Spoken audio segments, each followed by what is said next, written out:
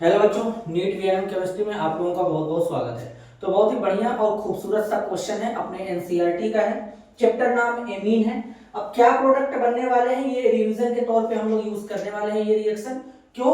हम लोग ये चैप्टर पूरा का पूरा एटलीस्ट पढ़ चुके हैं। तो उसके बाद जो कैल मैंने बनवाया था, मैं कॉन्सेप्ट सारा रिएक्शन एक जगह समराइज किया था, ठीक है। तो उसी में से ये क्वेश्चन बनेगा, आंसर उसका उसी तरीके से बनेगा जैसे हम लोगों ने कल बनाया था। तो ये सारा का सारा एनसीईआरटी का रिएक्शन है, ठीक है।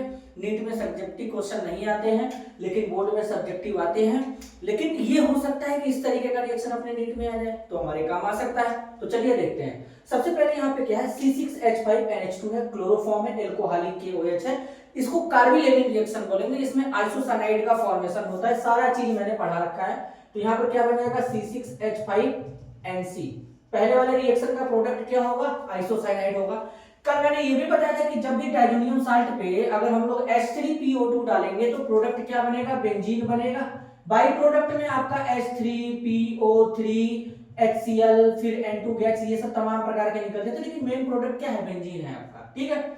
इसी तरीके से यहां पर क्या है, एनिलीन है। जब इस पे H2SO4 डालते हैं तो मैंने कल बताया था कि जब एनिलीन पे H2SO4 डालेंगे तो एनिलीनियम हाइड्रोजन सल्फेट बनेगा C6H5NH। यहाँ पे क्या हो जाएगा, यहाँ पे देखिए H प्लस इससे निकलेगा तो NH+3 और HSO4- ये बनेगा एनिलीनियम हाइड्रोजन सल्फेट। फिर मैंने ये भी बताया था कि जब इसको फर्दर हीट करेंगे तो वहां पर क्या बनेगा, सल्फेनिलिक एसिड बनेगा। उसके बाद में ये कन्वर्ट हो जाएगा प्रोटॉन ट्रांसफर करके ज्विटर आयन में। लेकिन यहाँ पर तो हीट दिया नहीं, तो रिएक्शन को यहीं पे फुल स्टॉप कर देंगे, यानी रोक देंगे।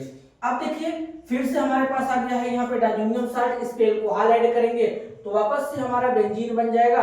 और बाई प्रोडक्ट के तौर पे जैसे कि HCl बन जाएगा, नाइट्रोजन गैस बाहर जाएगा, फिर आपका CH3CHO एसिटाल्डिहाइड बनेगा। ये सब बाई प्रोडक्ट में जाते हैं। लेकिन मेन प्रोडक्ट क्या बनेगा, यहां भी बेंजीन बनेगा, यहां भी बेंजीन बनेगा। कल मैंने ये भी बताया था कि डाइजोनियम साल्ट से अगर हम डायरेक्ट बेंजीन बनाना चाहते हैं तो उसमें या तो H3PO2 का यूज कर लें या फिर हम लोग इथेनॉल का यूज कर लें। क्लियर है? अब देखिए एनिलीन पे हम लोग ऐड कर रहे हैं Br2 एक्वस, मतलब ब्रोमीन वाटर के साथ रिएक्शन कराते हैं एनिलीन का। तो क्या होता है, आप यहां पे ऐसे बनाइए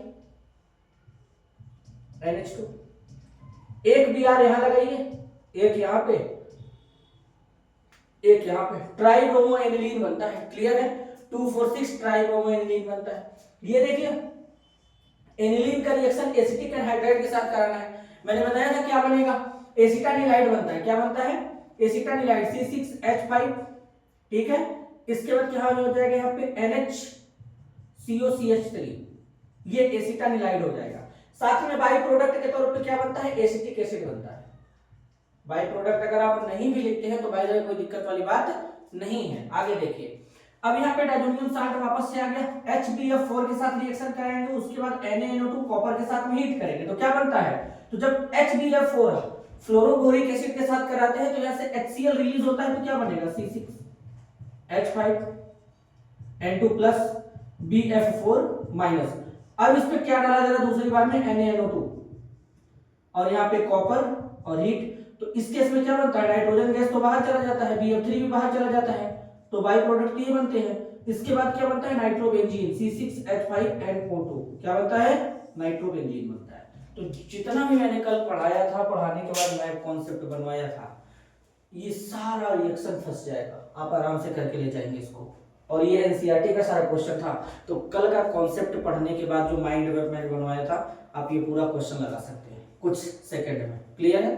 तो मिलते हैं नेक्स्ट वीडियो में, तब तक के लिए धन्यवाद, नमस्कार।